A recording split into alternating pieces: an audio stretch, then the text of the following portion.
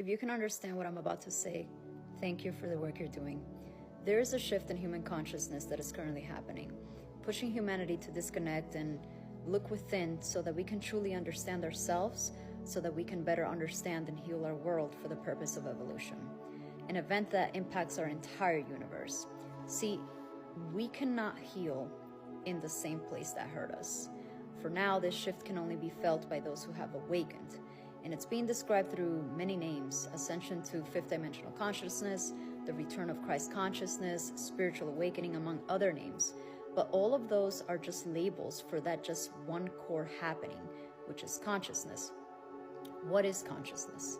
From my personal experience, when I first started experiencing this shift, it was like I finally became aware of myself, but not the identity self, the self beyond this physical, temporary body, the observer. I all of a sudden realized that what I thought to be true was not it. I had no other choice but to surrender everything that I thought I knew, which in truth were just programs, beliefs, concepts, and ideas that I had picked up along the way from others while I was looking for myself outside. I now know that I am everything, but I am also the nothing that becomes aware of itself. I can now see the interconnectedness of everything and everyone. This is how I now know that coincidence doesn't exist. It's synchronicities of an invisible network that connects all things and everyone. Albert Einstein said it best. He said, coincidence is just God's way of remaining anonymous. Now, in the coding of the Bible, in keyword coding, John 3:7, you must be born again. This is it. I felt that the person that I was had died and I was experiencing a rebirth. And at first, I thought that I was going crazy. But knowing what I know now, I was actually becoming sane in a world where insanity is considered being normal, realistic, and falling in line with the person in front of me. Yeah, no thanks. I'll think for myself and I will carve my own path. See, during this time and where your being is experiencing this rebirth, your mind truly becomes that which resembles the mind of a baby. You are now learning and observing new knowledge through frequency and vibration, which is how the mind of a baby learns in its early stages. You become aware of all energy, which can become overwhelming.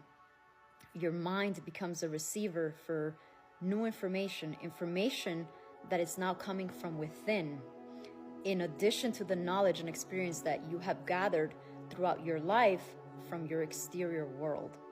Thus, it becomes a lonely path. You can now see through everything and everyone. The barriers you create are simply an attempt to respect the superficial privacy of others.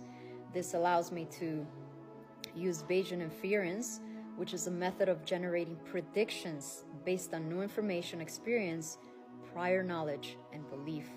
This is where spiritual discernment develops, as you are now operating from a state of knowing. Although belief is what creates this three-dimensional reality, belief ceases to exist in this higher state of consciousness. It's, I describe it as direct access to God, which was once just an illusion. But once you truly get to see what God, the universe, is, which is all within you, this world then becomes the illusion. Awakened souls are now taking the lead to show others what they yet cannot see. It's acting as a wave which will eventually realize it was always the whole ocean. I call this first wave of awakened souls the Ark, courageous and strong to take the ridicule, the judgment.